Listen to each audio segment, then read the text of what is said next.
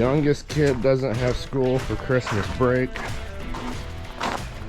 My oldest son is done with school. He's got to go to work. His girlfriend is still in college, so she has already been on break for a week. And here we are, up bright and early every morning to go haul grain. I can't believe I ever wanted to be done with school. How stupid, right? Who wanted to ever grow up? But today is kind of a special day, I guess, if you want to call it that. It marks roughly the 1-year anniversary for Chuck's accident. It's kind of one of those deals I never really want to relive again. But today we're hauling corn. We're going to Little Sioux ethanol plant over in Marcus. So we're loading pit 8, which is the same pit we've been loading beans out of. You can see in the mirror there, that chute way that back there, that's where we usually load the beans out of. And now we're in the bay that's straight ahead of it. That's where the corn is. And then the chute right in front of me is also corn. So when they tell you pit 8, you can actually get beans or corn. So I just had to pull up and ask him which one he wanted to unload out of. He wanted to unload from inside the thing. We're not moving. There we go. Oh, we're moving. And so anyway, Chuck's actually right behind me. You can see his lights in my mirror. But 1 year ago, it was foggy. We were heading over here to Remsen, and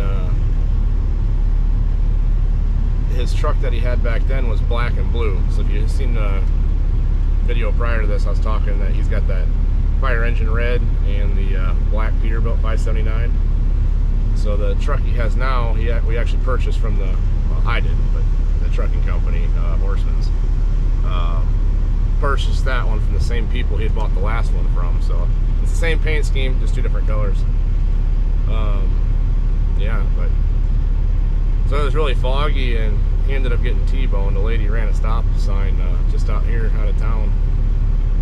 So when we come back from unloading, I'll kind of show you where everything all happened and stuff. But yeah, no, I thought he was dead, so I kind of freaked myself out. But so I think that's why that whole day kind of hits me pretty hard. I think I got in my own head at the same time. I mean, I for the most part, I think I kept my composure pretty good. I mean, I called 911 and all that stuff, and then actually Mike, the manager here at Remsen, was the car right in front of me. So there was actually one car between me and Chuck when it happened. But so yeah, it's that stuff's kind of hard when you see something happen and it's someone you know. But we should be about done getting loaded, and then yeah, on our way back, I'll kind of explain to you where it all happened and kind of show you.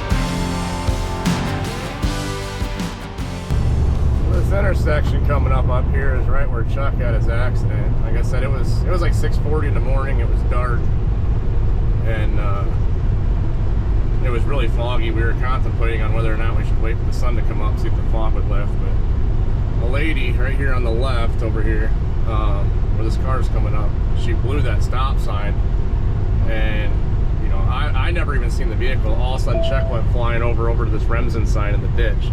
I couldn't see his tractor. Like I said, it was that foggy. I just seen his taillights on his trailer, and all of a sudden his taillights just went toward the ditch. You know, like I said, I never seen the car coming from the other side. It was just that foggy. I never even seen the headlights. So we're back at the ethanol plant. It's so 23 miles round trip, so it goes pretty quick. So yeah, the accident. I jumped out. Well, I called 911. Ryan called 911, and so the lady was in a Tahoe, I think, or a Suburban. Might have been a Suburban, actually. I think it was a Suburban. A newer one. So her front passenger tire T-boned Chuck's driver's side steer tire. Which honestly, in her situation, I mean, as bad as it was, she probably couldn't have ended up with a better scenario. So she was on her side, and the whole passenger side of her vehicle was like sheared off. I ripped the sunroof open. I could hear moaning in there, and I ripped the sunroof open, and she was still seat belted in, kind of hanging. She was kind of out of her seat, you know, it's on its side, but kind of leaning upside down a little bit. So she was kind of like falling up and out of her seat, and the seat belt was the only thing kind of holding her in there. Yeah, she was definitely kind of knocked loopy. She was just saying how she was dreaming, this wasn't real and whatnot. So I just kind of, you know, from what I could visually see, she looked like she was okay. You know, not like life-threatening or anything, you know. Ryan stuck with her, and then I ran over to the truck, and Chuck was just leaning up against this pillar here, and his face was up against the window and whatever, and wasn't responding. You know, he was knocked out, which I wasn't sure, you know, well, you know, how bad he was. So his doors were locked. I couldn't get in the truck. I ended up somehow, well, I guess when I was trying to run around the truck, I just grabbed, there was a chunk of metal laying on the ground with a rubber hose tied to it. So I grabbed it, and I was going to run around and, you know, come over to the passenger side and bust the window out so I could get in through the door, or, you know, unlock the door, whatever. And anyway, I come running around the truck. Well, the whole front of the truck had snapped off and spun around. So the engine and the hood and everything was right over here, so I couldn't get to the passenger side door. And so I come back running around trying to figure out how to get in, and so I just dropped that chunk of iron, and I was hoping the sleeper door was open. And it popped right open. I grabbed both hands and just yanked right off the bat. I didn't even try to see if it was locked or not. And I could not get Chuck to answer. He was seat belted in and everything.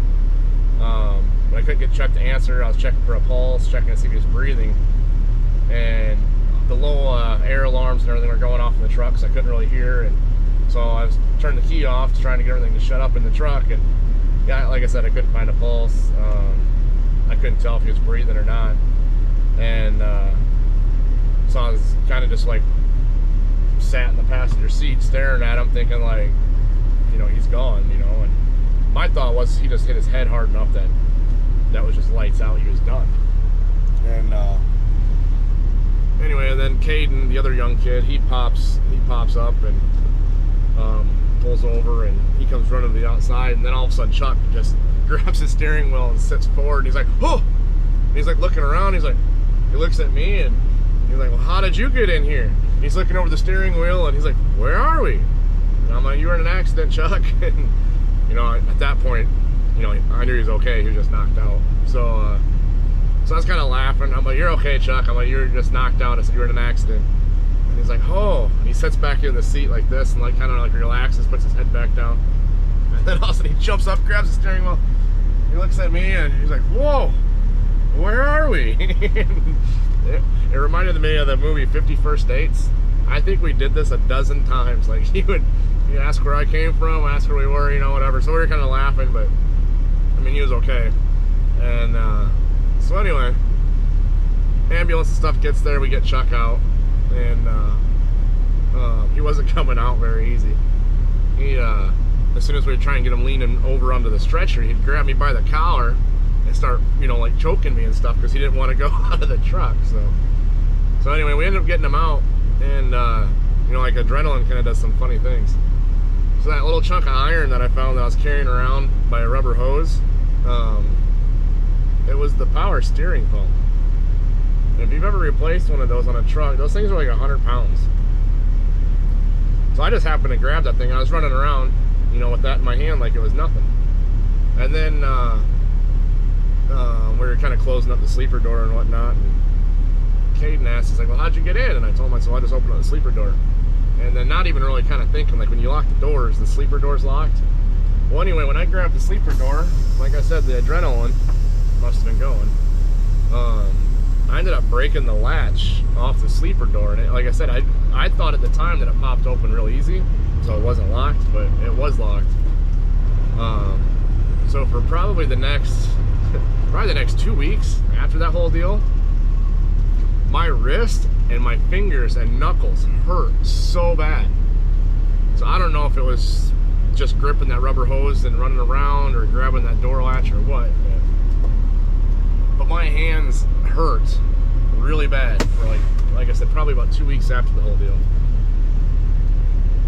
So yeah, that's kind of like the 1 year anniversary of today. So he ended up being out of work for, I think, close to 3 months. He had whiplash, and then the concussion, he had a severe concussion, so he was having vertigo really bad. And then I want to say it was his right leg, hip, knee, or something like that. He kind of had some problems with there for a while. So he didn't have any broken bones or nothing. It was just, he was beat up pretty hard.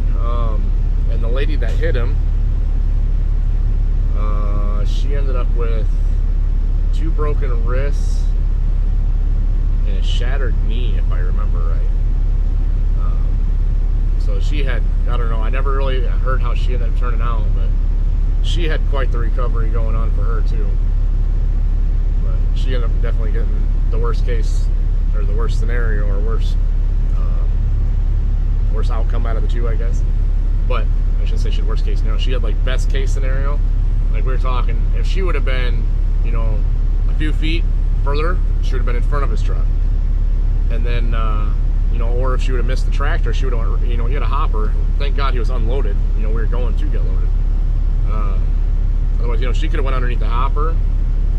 Trailer could have went over her, or anything like that. And yeah, and also the scary part is when I ripped that sunroof out to check, because like I said, I could hear moaning in there. So I ripped the sunroof glass out. And when I stuck my head in there, I looked to the back of the Suburban first, and there was 2 car seats, and then there was kids' DVDs and stuff laying. As soon as I pulled the sunroof out, DVDs fell out, and they're all cartoons. So I kind of had like that whole heart sinking feeling there for a minute. And then anyway, so I looked to the right and see her up there, and you know, there's nobody in the passenger seat, which if there was, there would have been nothing left of them, because that whole dash had just collapsed up to the seat. So while we were at the hospital visiting Chuck later on that day, the nurse was telling us that her kids usually ride with her every morning. She takes them to daycare before they go to school. So I think she has 4 kids, and so there should have been 4 kids in there. The only reason she didn't have kids that day was because her husband had the day off, or took the day off, I think is how it went, because daycare was closed during Christmas break. School was out, so they weren't going to school. So I think, if I remember right, her husband had the day off, so her husband kept the kids. Otherwise, every other day, those kids are in there with her. So, yeah, it was definitely best case scenario out of a bad situation. So. Well, now we had our own little accident. See the stack? It's got a little crunch in it. Yeah, I hit the 45-degree beam in there on the side. There's a guy over here getting loaded. I'll get back in the truck, it's windy. Ugh.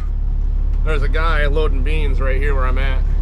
So kind of like on my mirror, you can see there's a little gap next to the bin. And so I came around and pulled in kind of at an angle and straightened out like that. You can see those beams up there. The kid was standing on the platform in there, and I was looking up out the window like this. From my angle, it looked like I was going to be close, but I was going to clear. So, you know, understanding I had to swing wide to the right to keep the trailer from hitting over here. And so anyway, the kid was up on the platform just like he is now. And from whatever angle he was looking at, he thought it was going to be close, but it was going to clear. And I was looking up, you know, and I was just kind of creeping, and then all of a sudden I heard the crunch. It's like, ugh! Son of a bitch. I looked on Facebook. I figured a lot of people take the factory stocks off. People are still awful proud of them. So I might just cut them off at an angle and put a chamfer on them, and we'll just run that for now.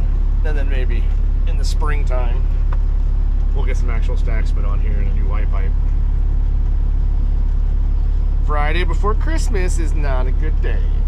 Maybe I'll just start taking Friday before Christmas off from now on, because nothing but bad things happen.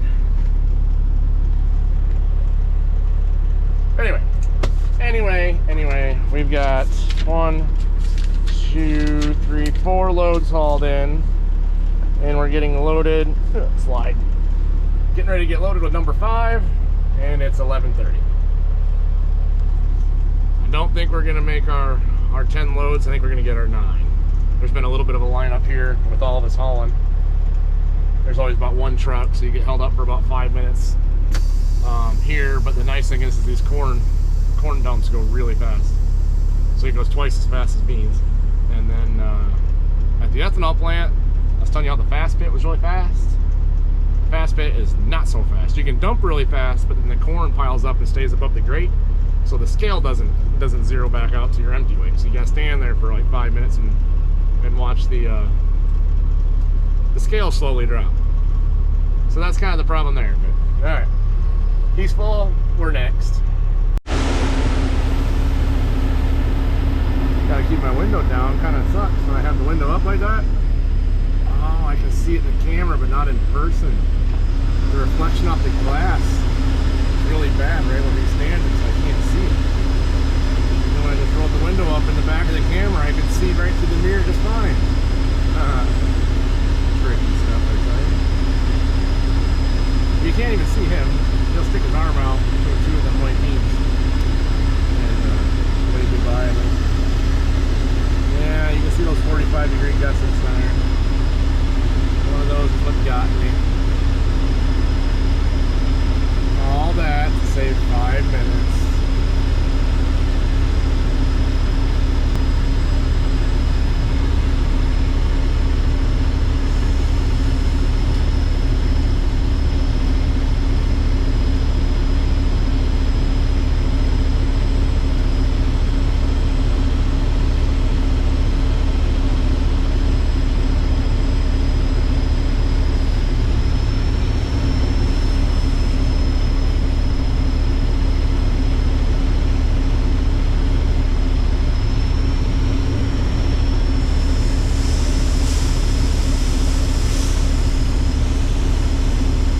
Pretty quick.